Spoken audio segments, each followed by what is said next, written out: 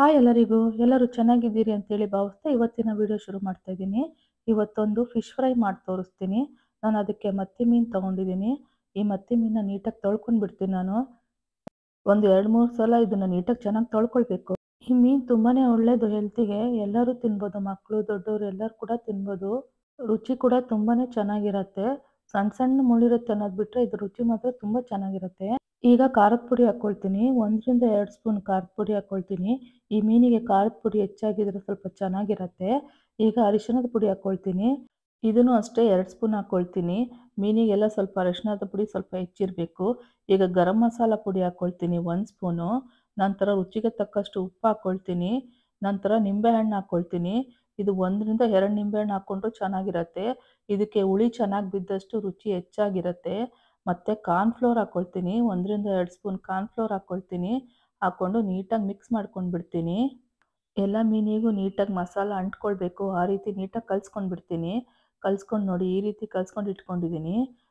ಇದನ್ನು 1ರಿಂದ ಅರ್ಧ ಗಂಟೆ ಊರಿಸ್ಕೊಂಡ್ರೆ ಸಾಕು, ಚೆನ್ನಾಗಿ ಊರಿರುತ್ತೆ. ಈಗ ಇದು ಚೆನ್ನಾಗಿ ಊರಿದೆ. ಈಗ ಇದನ್ನು ಫ್ರೈ ಮಾಡೋಣ. ನಾನು ಇದನ್ನು ಡೀಪ್ ಫ್ರೈ ಮಾಡಲ್ಲ, ತವಾ ಫ್ರೈ ಮಾಡ್ತೀನಿ.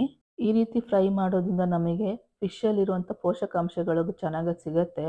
ಹಾಗಾಗಿ ನಾನು ತವಾ ಫ್ರೈಯೇ ಮಾಡ್ತಿದ್ದೀನಿ.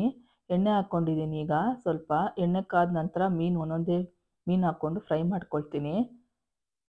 ಬೇರೆ ಬೇರೆ ರೀತಿ ಫ್ರೈ ಮಾಡ್ಬೋದು. ನಾನು ಈ ರೀತಿನೂ ಒಂದು ತೋರಿಸಿದ್ದೀನಿ.